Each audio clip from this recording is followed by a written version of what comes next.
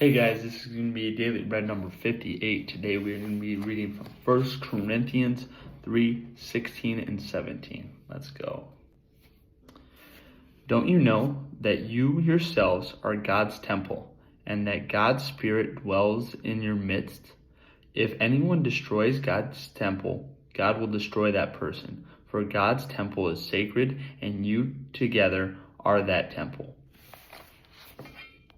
So this passage is from 1 Corinthians 3. I loved reading this chapter. I suggest you guys go and read it. Really good chapter. It's got a lot of good stuff in it, and a lot of stuff spoke out to me. But either way, it's talking about, so the Apostle Paul in this chapter is addressing a group of people saying, why are we having disputes about saying, I follow Paul, I follow Apollos, I follow Cephas? We should follow Jesus. We should follow God. Um, and so he goes into that. And so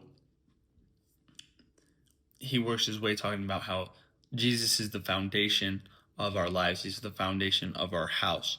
And although Paul and Cephas and Apollos did a lot of good, they are just merely co-workers with the Lord. To say that you follow them is a very human thought. It makes you worldly. Whereas the true reason why people are following Paul and Cephas and Apollos is because they're preaching about God. It's not about them, it's about God. They're working with them, which is awesome. And where's the verse? In verse 9 it goes, for we are co-workers in God's service. You are God's fields and God's buildings, right? So I think that's so cool, right? That people can be co-workers with the Lord. I've talked about this a couple times on the page, but by living for the Lord and doing acts of service and being good disciples, we can be co-workers and ambassadors for the Lord, and that is so cool to me. And we're the fields. We're us as believers, as disciples. We're the church of God. We're the fields of the Lord. We're the buildings of the Lord that He will build up, that that He will grow, right?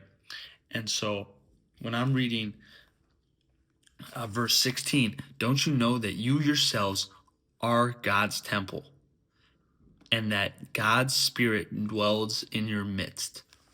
Like, I read that, it fires me up, man. Like, it makes me feel whole.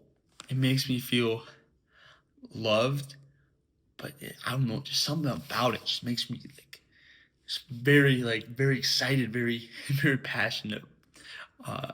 Because that same creation that God used to make everything, and everything's perfect. That's it within me, and I'm a part of His temple. And then it then goes on and says, if anyone destroys God's temple, God will destroy that person. For God's temple is sacred, and you are that temple. A lot of times I think we think about ourselves as worldly too much. We're not of this world.